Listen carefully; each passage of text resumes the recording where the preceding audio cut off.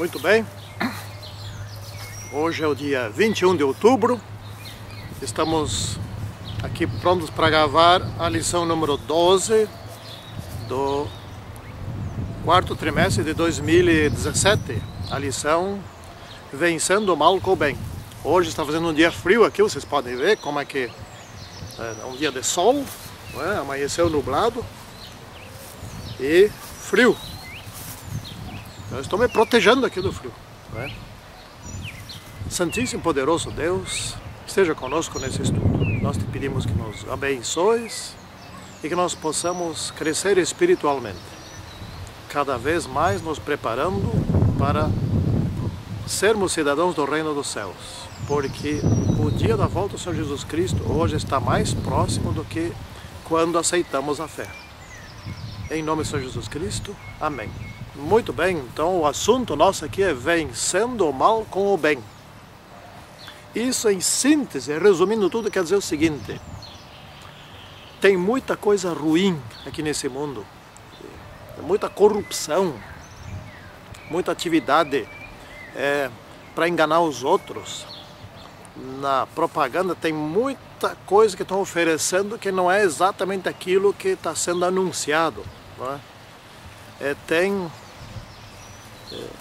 Estamos no meio de um mundo de mentiras, de falsidades, em muitos sentidos. Tem muita coisa má aqui nesse mundo e devemos vencer o mal com o bem, não o mal com o mal. Não devemos pegar em armas para, por meio do mal, destruir o outro mal. Não devemos fazer uma revolução para, por meio de um processo maldoso, destruir outro processo maldoso, e assim por diante, né? Então aqui diz assim: e não vos conformeis com esse século, ou seja, não concordem com essas coisas, não sejam ingênuos, não concordem, não devem concordar, mas transformai-vos pela renovação de vossa mente, ou seja, deixa o mundo ir de mal a pior, porque não nos compete reformar o mundo, mas nos compete reformarmos-nos a nós mesmos, por meio do poder do Espírito Santo, para que experimenteis qual seja a boa, agradável e perfeita vontade de Deus. Ou seja, para que vocês experimentem ser cidadãos do reino de Deus. Então, nesse contexto mau, ruim, péssimo, que vai de mal a pior, como diz a Bíblia, onde estão enganando e sendo enganados uns aos outros, cada vez mais. Nesse contexto, aproveitemos nós para treinarmos, ser cidadãos do reino do céu. E o que um cidadão do reino do céu mais deve saber fazer é obedecer, né? Obedecer a Deus. Mosquito se foi. Acabei. Bom, então, um dos pontos importantíssimos é a obediência. Obediência é o quê? Obras. Obras da lei. Repetindo sempre para que alguém não entenda mal. Obras, por meio delas nós não alcançamos a salvação. Porém, uma vez que estamos salvos, praticando boas obras, nós continuaremos salvos, né? Até que pratiquemos uma obra que esteja contrária à lei. Então, a obediência são obras segundo a vontade de Deus, né? Isto é obediência. Pois bem, vamos indo aqui adiante. Temos aqui a nossa lição, aqui, o culto racional. O culto racional é uma vida com conhecimento da verdade. É seguir o conhecimento da verdade, seguir os princípios bíblicos, né? E isso significa o quê? Significa, em primeiro lugar, ter um corpo saudável, né? Sim, eu sei que nem todos conseguem ter um corpo saudável. Tem as heranças genéticas, tem um monte de influências do ambiente. Por exemplo, Ijuí, eu soube, é considerada a cidade mais poluída por meio de agrotóxicos do mundo. Então estou exatamente no lugar onde tem um instituto de câncer, porque aqui muita gente pega câncer. Minha esposa já pegou, né? A minha sogra pegou, o meu sogro pegou, né? E assim por diante, né? Então estamos num ambiente, porém devemos fazer o máximo para... o frio chegou aqui, vocês estão vendo o ventinho, né? Para nós termos um corpo saudável, né? Pessoalmente, gasto por semana umas 12 horas para ter um corpo saudável. Então tem aqueles ditos, né, de especialistas que você tem que gastar aí pelo menos 20 minutos, 30 minutos, 3 vezes por semana, certo? Isso é pouco. Isso é só para fazer o mínimo do mínimo necessário, não é? Nós precisamos ter uma vida saudável. Eu sei também que muitos não têm tempo nem para os 20 minutos. Bom, vai ter que se organizar para fazer o mínimo, pelo menos, né? E porque um corpo espiritual, um corpo que é dedicado ao templo, como o templo do Espírito Santo, um corpo por meio do qual o Espírito Santo ensina, tem que ser saudável, né? A mente tem que ser saudável, tem que ter uma boa irrigação sanguínea, tem que ter uma boa e correta alimentação. A vida é o seguinte, a vida você tem duas opções, né? Você pode ter uma vida saudável e pode ter uma vida sem saúde. A vida saudável, ela te cobra um preço para ser saudável, né? O preço não é baixo, né? Ele te cobra em horas de dedicação, te cobra em sofrimento de fazer exercício, te cobra em alimentação saudável, né? E te cobra principalmente também na parte espiritual, que você tem que alimentar a mente de forma correta, né? Porém, se você não pagar o preço de uma vida saudável, você vai ter que pagar o custo da falta de saúde. Aí você vai ter que ir para o hospital, vai ter que ser operado, vai sofrer, vai conseguir doenças que não viriam, vai viver menos tempo, vai ter menor qualidade de vida. Isso é o custo da vida não saudável, né? Então a gente tem que investir primeiro no preço da vida saudável para não precisar depois pagar o custo da vida não saudável. Isso é o culto racional. Então o culto racional também não é só um corpo saudável, é corpo saudável e mente espiritual guiada pelo Espírito Santo, né? Isso é o culto racional, ou seja, é um culto inteligente. Culto racional, o culto inteligente é a mesma coisa.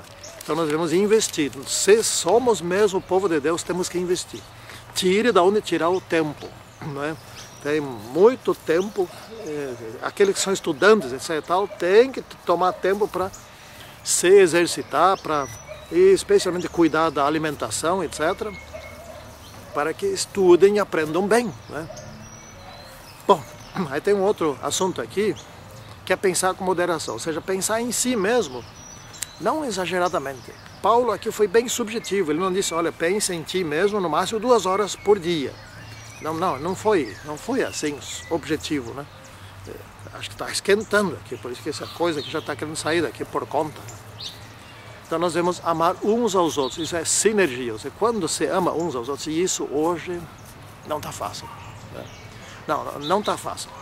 Não devemos procurar dominar uns sobre os outros. Olha, convenhamos, dentro da nossa igreja existe muita pessoa, muito líder que pensa que é dono das pessoas, né? Principalmente gente nova, né, que pensa que são donos das pessoas, que as pessoas têm que servir a eles, né? Mas, na verdade, nós devemos amar uns aos outros, devemos ser concordes, né? Não devemos manipular as pessoas para que elas façam aquilo segundo a nossa vontade, que elas gostem de nós ainda por cima, né? Existe muito narcisismo, temos que não aceitar o narcisismo, pessoas manipuladoras, né? Não podemos ser sábios aos nossos próprios olhos. Nós devemos trabalhar em conjunto, em grupo, né? Unanimidade nas decisões, debate sobre os assuntos, né? Nós devemos vencer o mal com o bem aqui, que é o ponto de vencer o mal com o bem, né? Não pensar em si mais do que conveniente. Então cada um deve saber isso. É bom pensar em si, é bom planejar isso, o que vai fazer, é bom pensar na sua saúde, é bom pensar no seu desenvolvimento, etc. Mas também tem que pensar nos outros, né? Por exemplo, quem é estudante, quem não casou ainda, etc., vai ter que pensar mais tempo em si do que quem já está se aposentando, etc., já fez tudo o que tinha que fazer na vida, já alcançou quase tudo que tinha que alcançar, né? Nós estamos aqui num planeta com 2 governos, né? Aqui existem 2 governos. Existe o país, o governo de cada um do seu país, e existe o governo celeste. A nós compete treinar, sermos cidadãos do reino celeste, né? A nós compete, no caso, sempre sermos obedientes ao Estado, ao nosso governo. Porém, não quando aquilo que o Estado, o governo nos exige, esteja em conflito com aquilo que Deus orienta. Nesse caso, Deus é superior. É lógico, Ele é o Criador, Ele é infinito, Ele é o Salvador, etc. Então é lógico que Ele é superior. Se Ele exige uma coisa e o Estado exige o contrário, então devemos obedecer a Ele. Custa o que custar. Na Idade Média foi assim, foi terrível, né? Lá na Idade Média a Igreja se uniu com o Estado para fazer exigências, requisições, etc. e tal. Então, por exemplo, se no tempo do fim o Estado vai nos exigir por força de lei e por orientação da Igreja que santifiquemos o domingo, nós vamos santificar o sábado. Seremos presos? Sim, claro, certamente. Vamos ser mortos? Milhões serão mortos, né? Porém, este se salva. O mais importante não é ter algumas horas, alguns dias aqui na Terra que sejam mais ou menos bons. Não, o mais importante é que tenhamos uma vida eterna, boa, mas boa, incomparável com qualquer coisa aqui na Terra, né? Bom, muitos sofrem e no final dessa história todos sofrerão, né? Sob o tacão dos governos corruptos, mas serão salvos. O mais importante é esta palavra, ser salvo, salvação, esta é a palavra, né?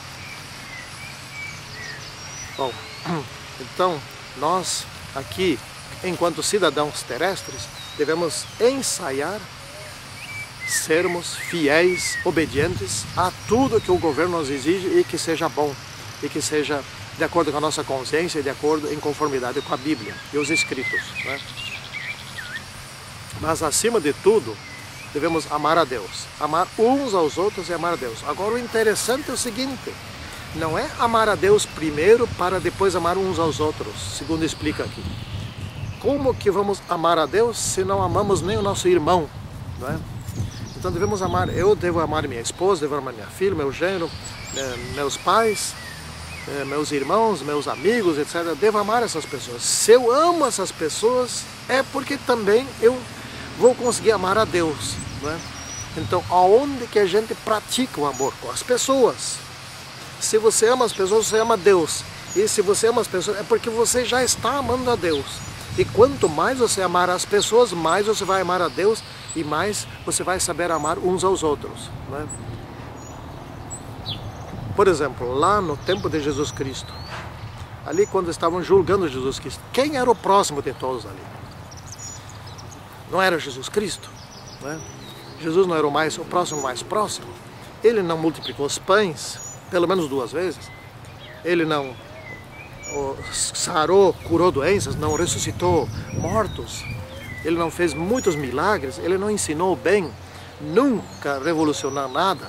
É claro, ele derrubava sempre, com classe, eu gosto dessa parte, os escribas, os saduceus, os fariseus, os herodianos, os sacerdotes, enfim, essas pessoas que vinham lá, queriam prender ele, queriam achar um jeito de prender ele, né? E vinham lá, tentavam ele, mas ele respondia com uma classe que eles ficavam todos envergonhados e o povo dava risada, né? E Jesus não era assim, tipo assim, não, tá bom, não. Ele dava a resposta, só se calou uma vez, quando era para ir para a cruz, porque se ele abrisse a boca, ele derrubava todos e acabava arruinando o plano da salvação. Então ali ele se calou, né? Para não arruinar o plano da salvação. Mas o que fizeram com Jesus? O próximo mais próximo, o que fazia o bem para eles, o que era o seu salvador, etc. Crucifica-o, crucifiquem-o. É assim que eles fizeram. Seu sangue cai sobre nós, né? Então eles crucificaram ele naquela sexta-feira à tarde, né? À noite, no dia seguinte, foram aonde? Nas sinagogas orar. Gente, isso é um farisaísmo que, convenhamos, isso existe hoje? Sim, claro que existe. Bom, então finalizando aqui, desculpe, a lei é a lei do amor. Então a lei do amor não podia fazer...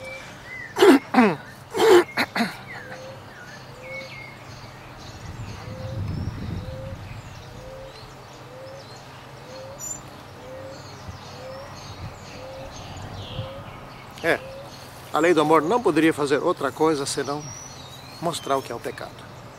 O pecado faz mal para nós. E como a lei nos ama, como pela lei Deus nos ama, Ele mostra o pecado para nós. Essa é a função da lei, mostrar o pecado, né? E mostrando o pecado, dizendo, isto está errado, isto está certo.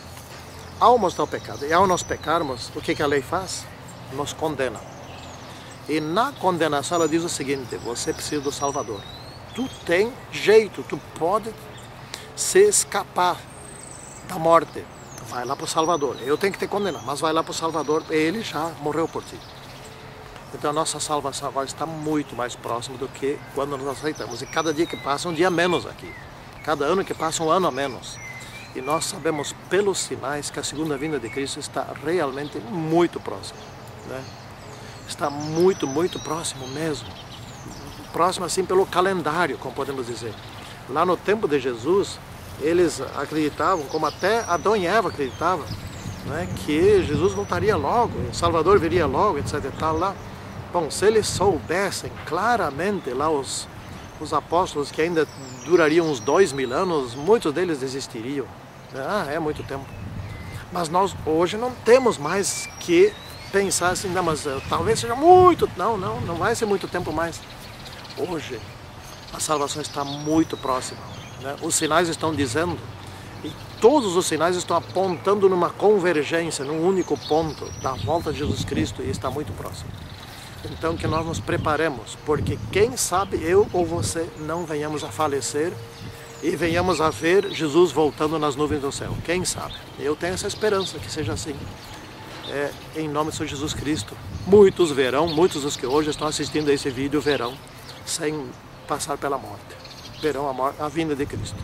Santíssimo e poderoso Deus, nos fortaleça, nos guie pelo caminho reto, para que sejamos aprovados por meio do Teu Espírito, em nome de Senhor Jesus Cristo. Amém. Tchau.